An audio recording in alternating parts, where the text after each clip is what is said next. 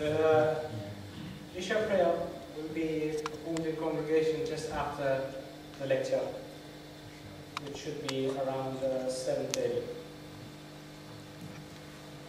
I would like to now invite Brother Asim to give us a talk on shedding the light on the topic of Jesus in Islam. Brother Asim.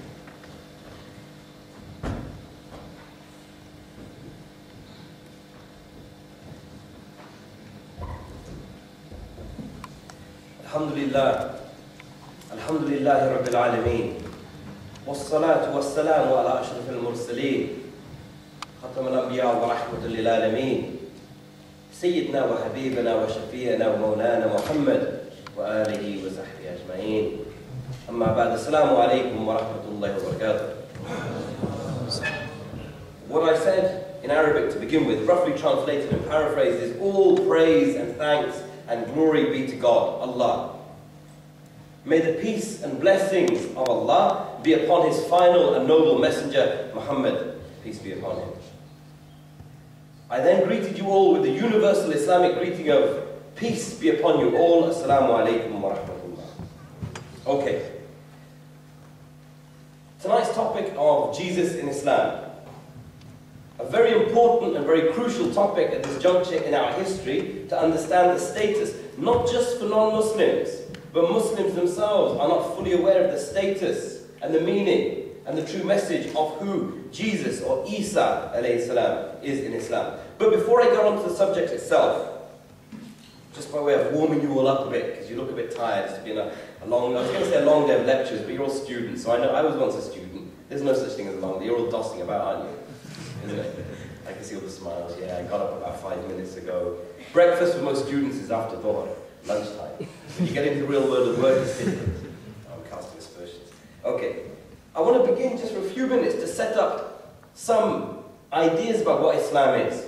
Predominantly to share with our non-Muslim brethren, just to have an understanding. We talk about Jesus in Islam, we need a context. We need to understand what Islam is before we can talk about who Jesus, peace be upon him, is in Islam.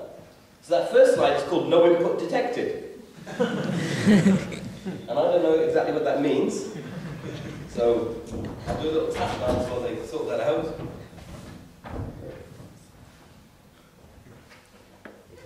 Much of what I'm going to say about an introduction to Islam will be very, very commonly known to everybody. But it's worth setting it up in advance just to... Okay.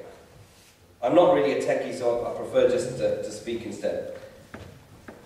What I was going to actually do was ask a couple of questions, just to get a bit interactive, to get you warmed up. I want somebody to answer me, what was the origin of Islam? When did Islam begin? No one got bold enough to say. Yes? Adam Islam. Adam Islam. Jazakallah khair. Most people, in response to that question, they say around 632 AD in the Arabian Peninsula with the Prophet Muhammad, peace be upon him. But this is not correct. Islam, as was brought to the earth by Allah, began with the first messenger of God, Adam alayhi salam. And when I say, sorry, I'll translate, when I say alayhi salam, it means peace be upon him. We never take the names of any of God's messengers without referring to them with reverence and saying peace be upon him or peace be upon them.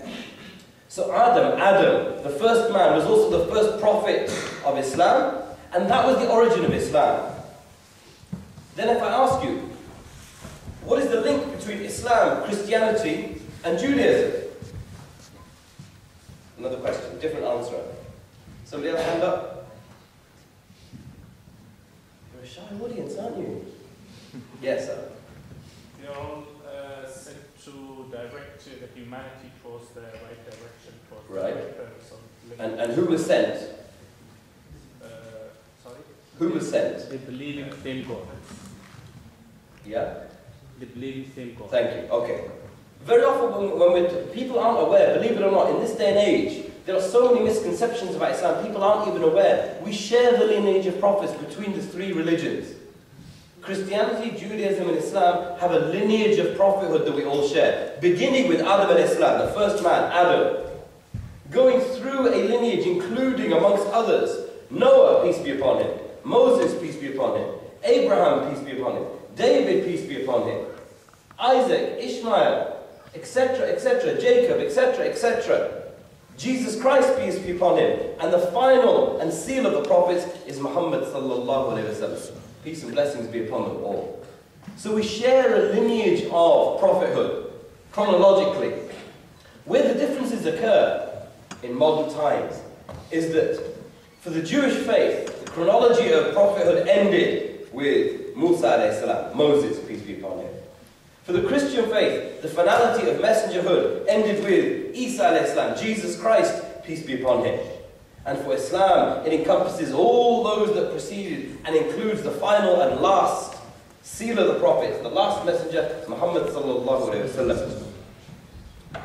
Another question I would often ask at this point is, how did Islam spread? I'll answer that myself. Very often people say that Islam was spread by the sword. Misconception. Media and even Orientalism and history often tries to distort the reality of the truth. Islam was not spread by the sword.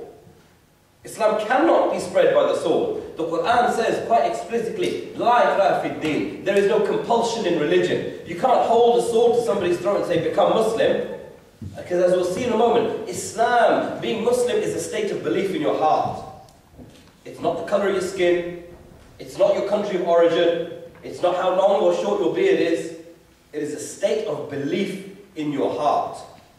And that's what I want to talk about now. The belief of the Muslims.